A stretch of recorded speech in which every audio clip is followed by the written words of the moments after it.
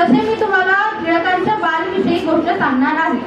टिळकांचा जन्म हा रत्नागिरी इथे झालेला असून टिळकांचे शिक्षण हे पुणे इथे झालेले आहे. टिळक हे आपल्याला माहितच आहे की ते खूप हुशार, अतिशय हुशार आणि कुशाग्र बुद्धीचे होते.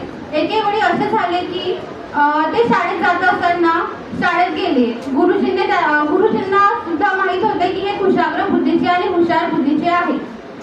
टिळक हे गणितात अतिशय हुशार विद्यार्थी होते.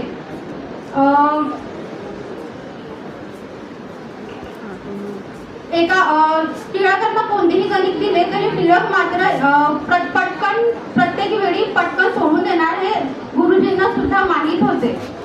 एके वेळी गुरुजी वर्गात आले. गुरुजींनी टिळकांना गणित दिले. टिळकांना व सगळ्यांना गणित दिले. गुरुजींनी सगळ्यांना असे म्हटले की सगळ्यांनी पाटीवर गणित काढायचे आणि ती पाटी मात्र उलटी करून ठेवायची. गुरुजी आपल्या कामात व्यस्त झाले. त्यानंतर सगळ्यांनी गणित सोडवले. पाटी उलटी केली. पाटी उलटी केल्यानंतर पाटी धडाधड वाजला. शिक्षकांनी आपले काम संपवले. काम संपवल्यानंतर शिक्षक प्रत्येकाजवळ जाऊन बघत आहे. जर कोणाचे गणित बरोबर असेल तर शिक्षक त्याला पाठीवर खून देऊन शाबासकी देत आहे आणि ज्यांचं चुकलं असेल त्यांना क्रॉस खून देऊन समोर जात आहे. गुरुजी टिळकांजवळ गेले. टिळकांजवळ जात असताना गुरुजींना माहित होते की टिळकांना हे गणित आलेलं असेल. त्यानंतर टिळकांचे गणित बघितले. टिळकांचे गणित बघितल्यावर टिळकांचे गणित मात्र बरोबर होते. उत्तर बरोबर आले होते.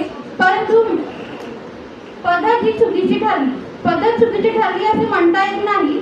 टिळकांची जी पद्धत होती ती त्यांच्या वडिलांनी पुणे येथे शिकवली होती.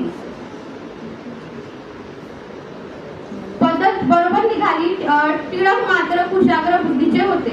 त्यामुळे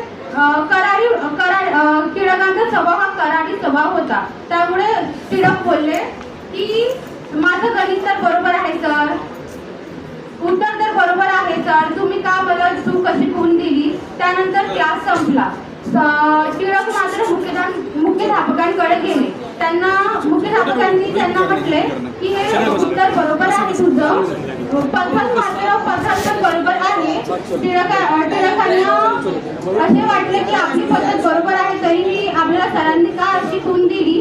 त्यामुळे मुख्याध्यापकांनी म्हटले की एवढं छोट्या असून एवढं छान पद्धतशीरपणे गणित सोडवले आहे.